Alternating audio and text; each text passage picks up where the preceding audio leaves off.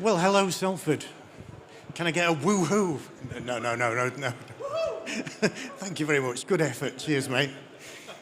It's the last session of the day today, and I'm speaking to real people, which is quite exciting.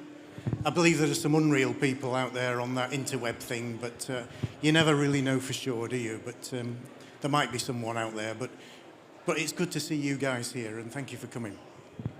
And we're going to have a bit of a chat about Sony's camera range, which they've called the cinema line. It's a bit difficult sometimes to work out sort of what exactly Sony mean by that. And in the past, they've had various other sort of brand names for high-end cinematography, with Cine Alta, if you've come across that. But cinema line's a little bit different, and I want to try and explain who's in the gang and what makes them a member of that family, and what the threads of electronic DNA are that bring that family together, sort of thing. So let's find out who's in the family to start with then. Well, no, actually, we'll start by telling you what Sony defines cinema line as. And apparently it's a series of products that will deliver Sony's coveted look in combination with enhanced operability and reliability to meet different needs by various creators. And so on, and so on. But what does that actually mean for you people out there who are maybe even buying a camera? Anyone thinking of buying a camera here? You're edging around it, a couple of people, good, which is always a nice thing to know. Orders taken at the end of the show. Deposits accepted in cash, no problem.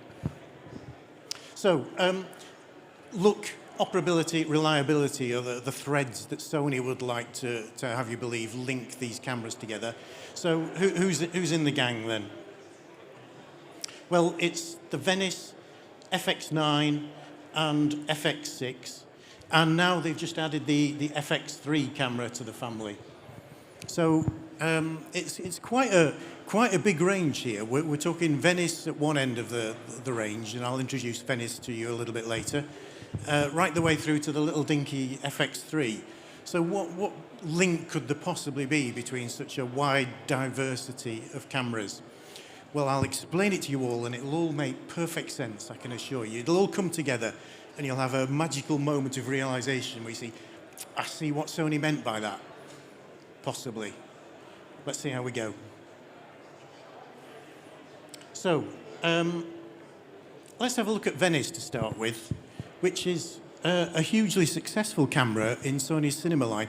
Sony have been making cinematography cameras for donkey's years now and trying to bring electronic cinematography cameras into the world of film. There was a camera called the HDW F900 of long ago, which was involved in a Star Trek movie, if I'm not mistaken. And it kind of made it, but never really hit the spot, really. Partly because it was relying on a 2/3 inch image sensor up at the front end. And we all know, I think now, that part of the look of a movie comes from the image format size. So Super 35 or full frame, as we now know it, would typically be used for a cinematography camera. But that technology wasn't available to us in the first place. Sony then moved through things like the F23, F35, F65, cameras that were well regarded technically, but never really made it and socked it to our very good friends at Arri with their Alexa that was pretty much dominant, to be honest, and in a way still is, of course.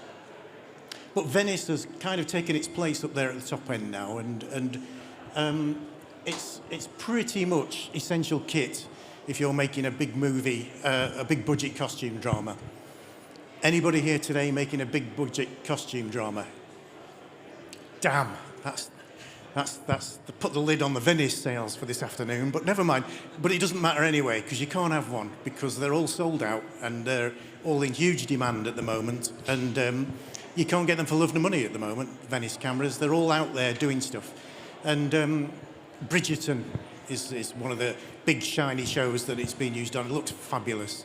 And all those costume dramas, Downton Abbey, The Crown, all that kind of stuff, and lots of big budget movies as well, Ozark and all sorts of stuff. It's really kind of put Sony on the map in terms of cinematography cameras for the first time, really. It's a true success at that end of the range. So what could that possibly have in common with the FX3? And please excuse me if I occasionally call it the EX3. I'm old enough to have worked with EX1s and EX3s, which were Sony cameras of previous generations, and my brain sometimes just makes that link and I call it the wrong name. So if I get it wrong, it's just because I'm old. So, Venice has kind of made it big at the top end of the range. Next camera down the range is the FX9. And the FX9 came out a year, 2 years, 18 months. Time goes by so fast, 2 years probably now since the FX9 came out, which was kind of a successor to the FS7. And I'm betting that several of you here today will have used an FS7 in your lives. Anybody? Yeah, a few people, good. FS7, hugely popular, massively successful, and a single chip Super 35 camera. The FX9's a bit different. It took it to a bit further up the range and went full frame and went 6K. So 6,000 pixels across a full frame sensor, and then you window it down if you wish to into Super 35 mode, and you're still left with 4K pixels across a Super 35 frame. So it works out really neatly that you get still get full 4K performance in Super 35, or you can take it up to 6K in full frame. The camera itself is more kind of broadcast format, focused, if you like. In terms of recording formats and codecs and ins and outs and BNC connectors and all that boring stuff. But it doesn't have to be used for broadcast at all. It's a very capable cinematography camera. And I think it's probably one of the first electronic moving picture cameras, if you like, rather than a stills camera, to really go down the autofocus road and deliver full capability hybrid autofocus. And the autofocus on the FX9 is fantastic. It's the same level of performance as it is on the FX6 and the FX3, but it was kind of the first one out there and does a fantastic job in terms of facial recognition and tracking and so on. We'll come to autofocus a little bit later as well, though. FX6. FX6 is the new kid on the block, if you like, and this is another one, unfortunately. I don't know why I'm here today, because we can't sell you any of these FX6s because everybody's sold out. So I'll get my coat, really. I don't know what I'm doing here. So FX6s are so popular at the moment. It's not all down to popularity, though. There are components and equipment shortages around the world for all sorts of complex reasons. And Sony are trying desperately to make them as fast as they possibly can. But it's a bit of a struggle. We're short of a few bits. So if you've got any audio processing chips down the back of your sofa at home, bring them in. We'll make you some FX6s. It'll be fine. There was a big fire in Japan that destroyed a factory that was making audio processing chips that used in all sorts of equipment. And unfortunately, that's knocked onto a lot of products that have been sort of delayed a little bit in that respect. But the FX6 is kind of a successor to the FS5, if anybody knows the FS5. I remember when the FS5 came out, picking it up and going, whoa, because it's so light, there's nothing there. It's 800-900 grams worth of camera in the box. And the FX6 is the same sort of level of weight, if you like. But into that package, Sony have managed to pack even more and have squeezed a full-frame 4K sensor in here. And that distinguishes it a little bit from the FX9, that this, along its 4K, it's a 4K pixel structure across the image sensor, but that's across a full-frame image sensor rather than 6K across and then cutting it down to 4K for Super 35. And the latest addition to the family is the FX3. which is, I struggle to describe this, as you can probably see from the slide here. Tiny and gimbally doesn't really cut it in terms of the official marketing slogans of the Sony Corporation, but that's how I think of it anyway. And I think that's probably quite accurate, really. It's kind of the brother or sister, depending on its gender. It's fluid of the A7S Mark III, which is its consumer cousin. And that A7S Mark III, again, fantastically popular, was going like a train, and then Sony said, well, we'll make a different version of it. And a lot of people said, well, why on earth would you do that? It's already going like a train. What was the point? Well, I think the point is that it's designed for, it's a particularly rugged body version of the camera with a load of mounting screws built into it for mounting, particularly on gimbals and cranes and all sorts of remote operation and so on. And maybe even drones, that kind of thing. So what they've done is they've knocked the viewfinder off the top. So it's only got the flat screen viewfinder on the back. It hasn't got the monocular viewfinder to look through, which is a bit odd. But it has got this very strong audio mounting bracket on the top. And it fills a niche. It's not going to, A7S Mark III is still going to sell like a train, and most sales will go down that route. But there will be quite a lot of people who are looking for this kind of camera in a good solid body, lots of mounting points on it, will fit into all sorts of mounting applications. And it's probably the best B camera that you might ever get for reasons that I'll go through in a second. So, the main theme of the presentation, I don't want to get too bogged down in PowerPoint because Sony are a bit legendary for that. But I just want to use this slide to try and highlight the differences between these cameras and at the same time the similarities. Because they do all have similarities. There is a DNA thread that binds them all together into the one family. And perhaps the first and most obvious part of that family resemblance is the lens mount at the front end. So all of these cameras, Venice, FX9, FX6, FX3, all use the E-mount from Sony, which until a few years ago, obviously EF mount from Canon was absolutely the market leader, and possibly still is. I'm not quite sure of the numbers, but E-mount is certainly up there now. And it has one major advantage, does the Sony E-mount, in that it has a short flange back distance, if that means anything to anyone, which means that the distance between the back of the lens and the image sensor plane is about 19 millimeters. So what it means practically is that it's very easy to build mechanical adapters to mount pretty much any lens onto an E-mount camera. So you can buy PL to E-mount and EF to E-mount and Nikon whatever flavor to E-mount, and it's very easy to do, which means we can get to anywhere, which in the early days of E-mount was a great thing because there weren't a massive number of E-mount lenses. Now there's blooming hundreds of the things. Every 20 minutes there's another, and not just from Sony, of course. They're from all sorts of manufacturers, Tamron and everybody in the world is making E-mount lenses, basically. So that's great. We have a whole massive range of native E-mount in autofocus, manual focus, prime lenses. Some of the Sigma Cine primes are really nice, and there are loads to choose from. Venice is a bit different, though. You look at the Venice camera, and it's a movie camera. So obviously, it would have to have a PL mount, lens mount on the front of the camera, which it does, of course. But there's 6 screws around the outside of that lens mount. You undo them, you can pull off that lens mount, and underneath it, cunningly concealed, is an E-mount. Almost exactly the same as there is on the FX9 in terms of its mechanics. And it's really strong and really useful. Quite rarely used on the Venice camera because I don't know if it'd be unfair to call it snobbery, but the cinema people have their ways of working, and PL would be number one without a doubt.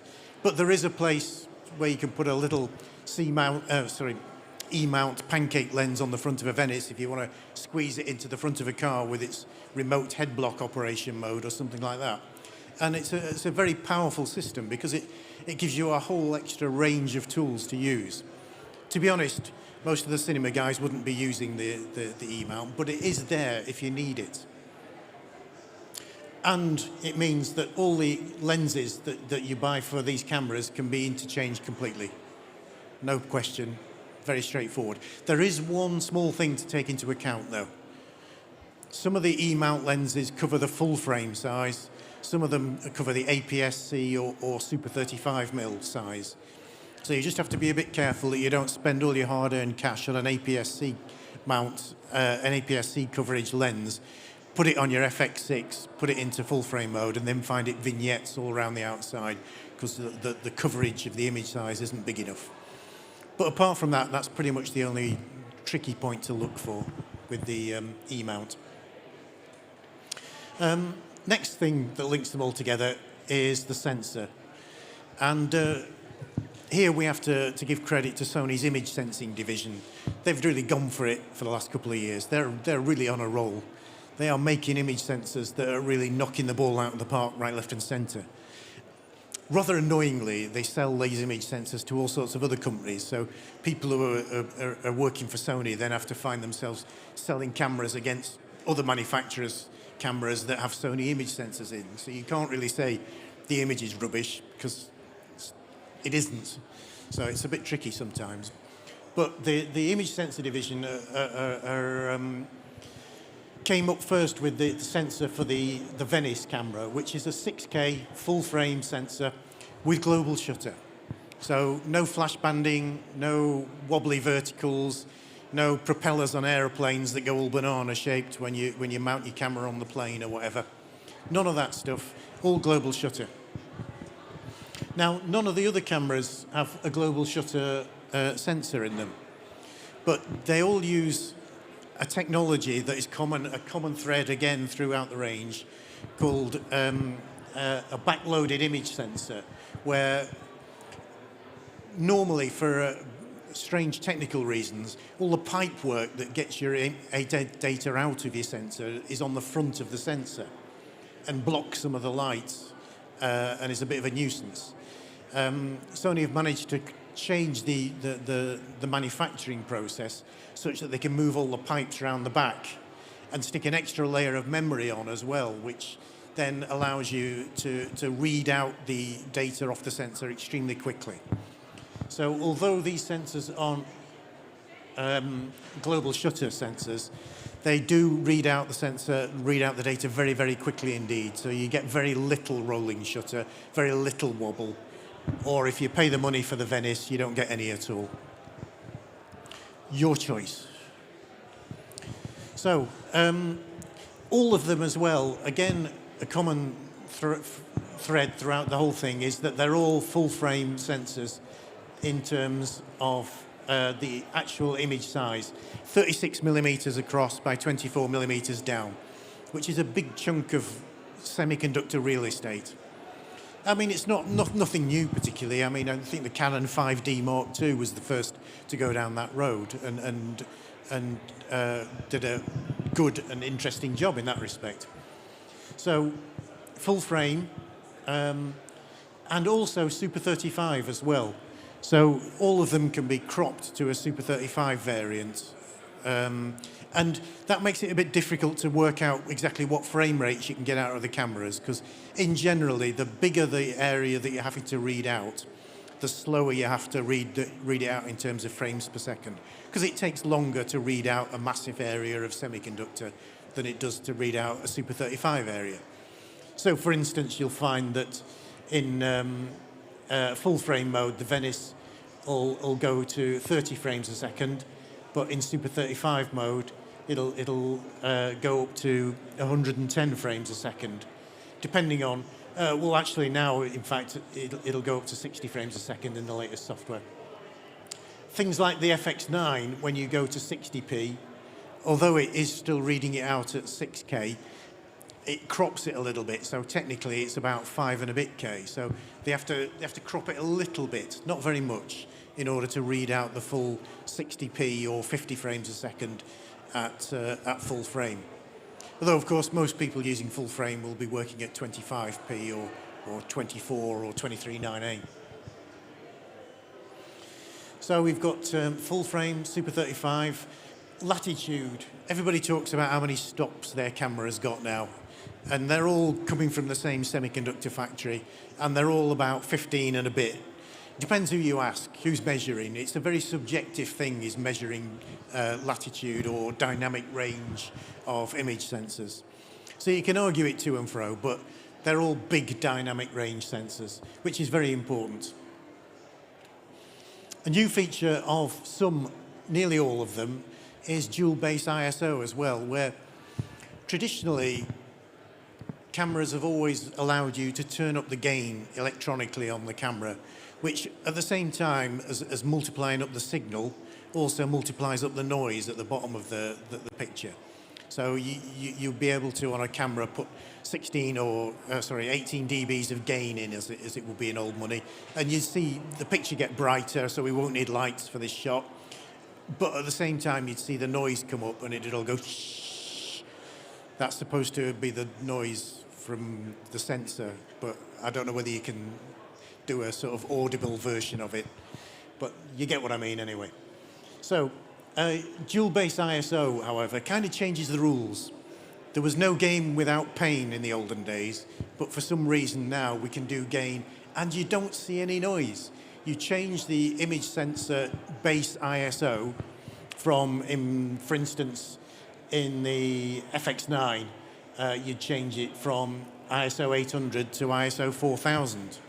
And mysteriously, it gets 2 and a bit stops better, and you don't see any extra noise. And to me, from an engineering background, there's something going on there. Somebody's cheating. But I still can't find out where they're cheating or how they're cheating. It just seems to work. And it's free gain, which shouldn't work, but it does. And at some point, you can, as the light fades and you're running out of light, if you haven't got a big lighting truck with ARRI written on the outside and some gaffers and a best boy or two to come and put some lights in for you, as I imagine most of us haven't, unfortunately. But if you haven't got that kind of lighting truck available around the corner, you just switch to the high ISO rating, 4000 ISO, and keep shooting. It's kind of like a miracle. And that feature also knocks onto the FX6. And when you change the ISO, you also recenter the dynamic range as well. If you're turning up the gain on a camera, what you're doing is you're moving. I can't move both hands at the same time here holding this microphone. It's a disaster. What you're doing with your window of signal is moving up and down, and at some point it hits the limit at the top end of the range, and at some point it hits the noise at the bottom end of the range. And the trick is to get it about in the middle. And if you turn up the gain, you move your picture down the sensor range like that, so you've got more headroom, but you're getting more noise. At some point, you can switch to the dual base ISO, and miraculously, you recenter your dynamic range in the middle of the window. So it's a really useful tool.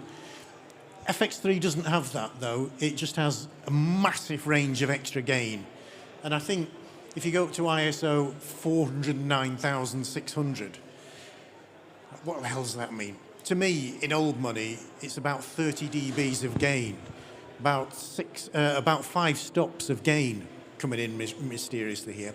You can't recenter it like you can with dual base ISO, but this camera is a bit of a low light monster, really. It is unbelievable. Talking of light and controlling it and that kind of thing, variable ND is another function. I've got my slide wrong there, actually. Venice doesn't have a variable ND. It just has a dual ND filter wheel, which is fantastic. It's really brilliant and really quick, but you can't do it sort of live on air. With the variable ND that you have in these two cameras, you can just dial in the ND while you're working and use it to adjust your exposure. So rather than changing the iris to adjust your exposure, you just dial in the ND live, and it just works brilliantly. So if you've got an old stills lens or something that's got click stops on it, and you don't want to change the iris because it's going click, click, click, and you can see it, you can instead just switch in the variable ND, wheel, wheel, wheel, and just rack your camera, expose your image using that variable ND. And generally regarded as a pretty great feature. when it first came out on I think it was a 2/3 inch camera, no, a 1/2 inch camera actually. I thought the internet would explode into a frenzy of anger because everybody would say, oh, we don't like this because of this weird artifact or that weird artifact. But there are no weird artifacts with variable ND. It just works. I did ask the Venice design guys why they didn't put it in Venice. And I think it's just that they wanted to be absolutely sure that there couldn't be any sort of side effects from the variable ND themselves. And I don't think at the time they had enough experience in practice to be absolutely convinced that there were no side effects. So they went a bit old school and put a proper dual filter wheel into Venice, which is very quick to use. And actually, if you're changing ND filters out on location, there's a lot of faffing about involved and a lot of time. And if you're holding up an entire film production for, I don't know, 20 minutes during the day while you put ND filters in and out, then that's going to cost an awful lot of money. Whereas on the Venice, you just press a button, bip, bip, bip, and it just goes wing round the ND filter, and it works a treat. The FX3 doesn't have that capability. It doesn't have variable ND. There's a reason for that, because what it does have instead is 5-axis in-body stabilization. And you can kind of either have one thing or the other. You can either have the variable ND, or you can have in-body image stabilization. Because the in-body image stabilization relies on moving the sensor block around a very tiny amount. But if you've got a sensor block that has this variable ND stuck on it, and it's physically a quite big chunk of mechanical engineering, it's too big and heavy to wobble about to cancel out your camera shake. So you can have one or the other, but not both, which is why all the variable NDs don't have in-body stabilization. They do have a cunning metadata system that allows you to post-production stabilize, though, which works very well in Catalyst Browse, which is the Sony software that's free. Sony have made something free here, everybody. You should be piling into that because it's never going to happen again. Yeah. It's a very good piece of software, actually. It's really a handy tool to have in your toolbox, as it were. Right, next. Gamma curve. And when we talk about gamma curve, we're talking about the look of the pictures, and we ought to talk about the colorimetry as well, because the color science is a popular phrase that everybody uses. I don't think anybody particularly knows exactly what it means, but we always talk about the color science of these cameras is all linked, and they all use a variant of a look that was developed for Venice called S709, which is a particularly very nice lookup table that made the Venice images that weren't being recorded log or weren't being recorded raw. So the lookup table images that you would perhaps look at in the viewfinder or an external monitor, it made them just look really nice. And it could be used in post-production to add to as a starting point for a grade and work brilliantly. And they've taken that S709 look and developed it a bit into something called S-Cinetone. And it's a bit difficult to work out why Sony didn't do this a long time ago, but they've kind of put a lot more work into making a standard 709 image look pretty. And it does look pretty. It looks really nice, straight out of the box. And it rolls off quite gently at the top end, so it is a little bit flat in that if anybody have used hyper gamma on Sony cameras, it's that sort of genre of gamma curve. But it also goes with the S-Cinetone matrix that just makes the colors look really nice. So with cameras like the FX6 and the FX9, and indeed the FX3, you can just select the Cinetone look, and if you have to deliver something straight out of the box that looks great, job done. Don't have to think about fine-tuning the detail correction or setting the knee or the black levels or anything. Just put it into S-Cinetone and you're away. And that is the main thread that links them all, I think, really. I won't go through the whole list because time's getting on and we'll want to get home, I think, don't we, really? So I'll skip on a few of the bits, but high frame rates, they all do high frame rates, But hell is it confusing trying to work out which camera will go to what frame rate in what crop mode and so on.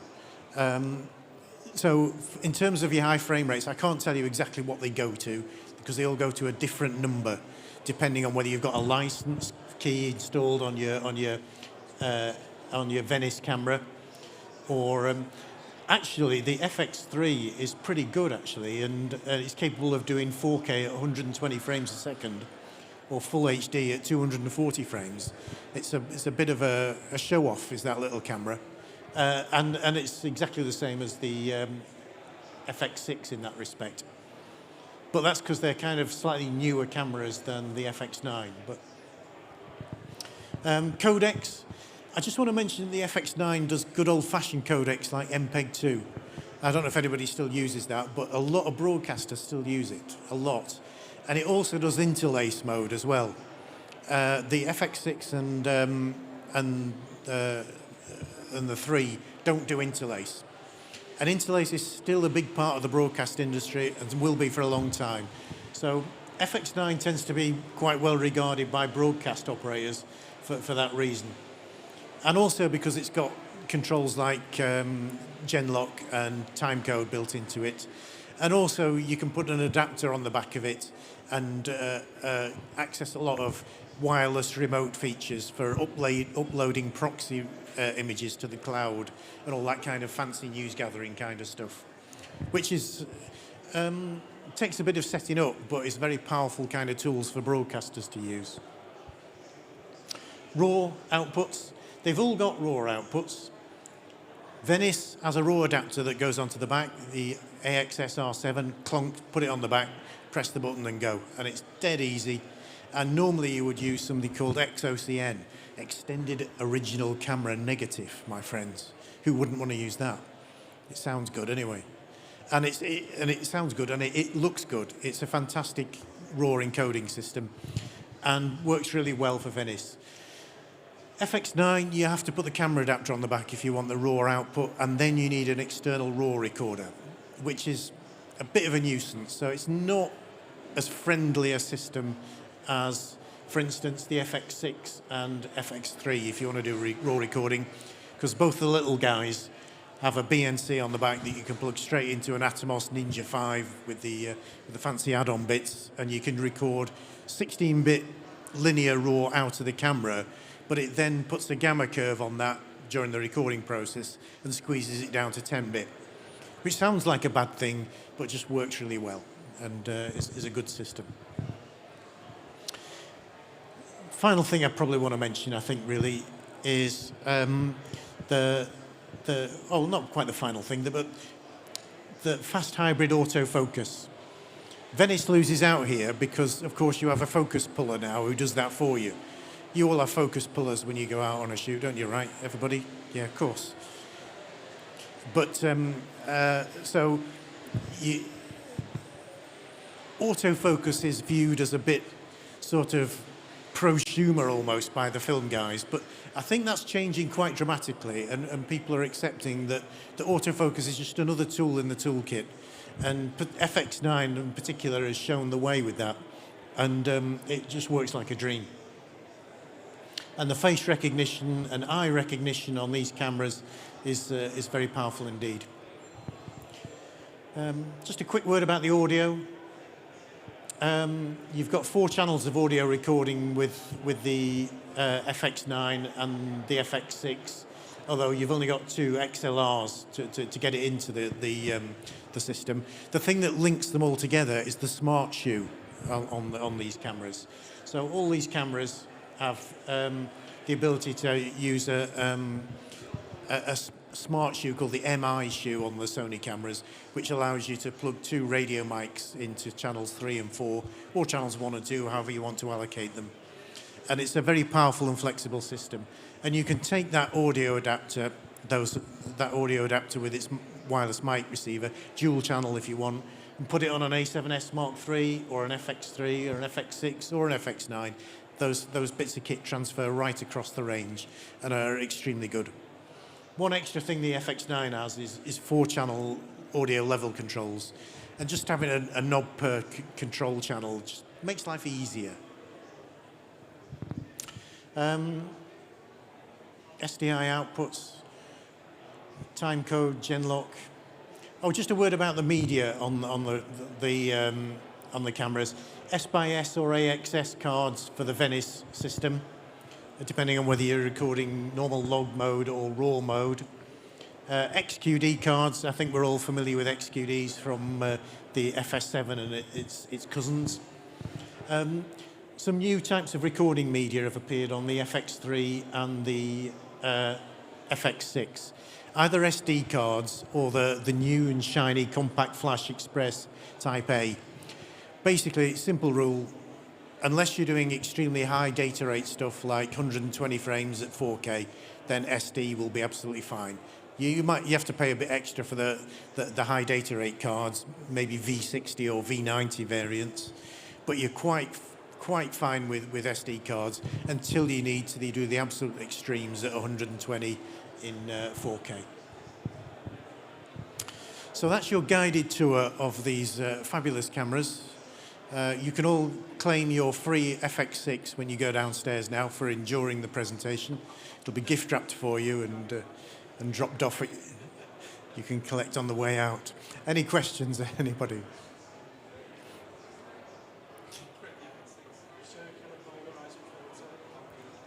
Circular polarizing filter and ND, variable ND.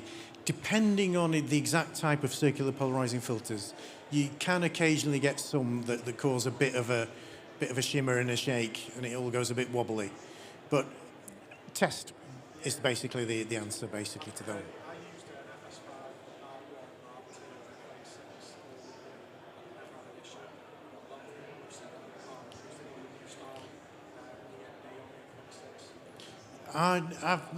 As far as I know, the ND filter design hasn't changed between any of the cameras. So it could be a new design of polarizing filter that's just stuck a spoke in the wheel, a stick in the whatever. You know what I mean? The wheel's got stuck as it goes round. Yes.